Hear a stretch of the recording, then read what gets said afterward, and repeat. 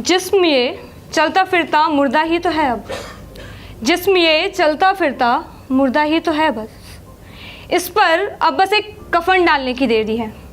कफन सफ़ेद नहीं होगा उसका रंग, होगा तो लाल। अब आप इसे मोहब्बत का रंग माने या प्रतिशोध का या फिर लहू का, ये रंग चीखेगा, ये रंग चीखेगा। तुम मत सुनना, जैसे आज तक नज़रअंदाज करते आए हो मेरे हर एक जज्बात को, कुछ वही करना।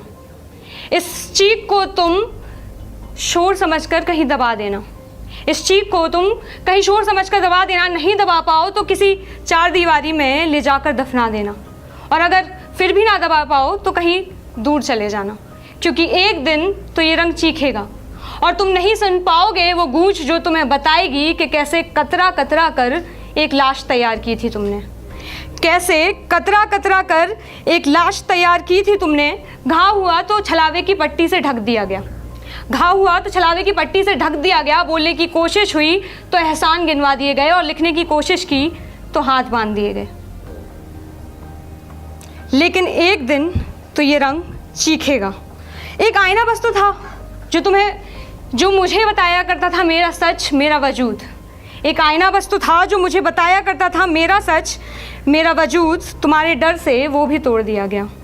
अब कोई आस रही नहीं, ज़िंदगी में सांस है, कोई और बात रही नहीं।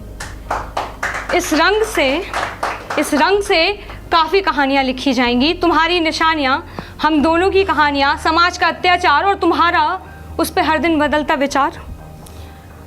एक तिजोरी है तुम्हारी इस कैद से दूर, मेरी ख्वाहिशों को समेटे कहीं महफूज रख दी थी। उस तिजोरी में एक कलम है, मेरी ख्वाहिशों की कलम। देखना मेरे जाने के बाद उसे कहीं वो भी लाल स्याही थूकती होगी, देखना उसे कहीं वो भी लाल स्याही थूकती होगी। खैर अच्छा है अब मैं नहीं लिख सकती, लिखती भी तो क्या लिखती, अपनी ही हार, अपनी ही बर्बादी या अपनी ही मृत्यु। पर ये लाल रंग सब कुछ बताएगा तुम्हें। मैं उस मोड़ पर होकर आती हूँ जहाँ पर खुद से हार कर तुम सबसे लड़ने की उम्मीद और खुद से मोहब्बत करनी छोड़ दी थी। मैं उस मोड़ तक होकर आती हूँ, तुम अपना कफन तैयार रखना। Thank you.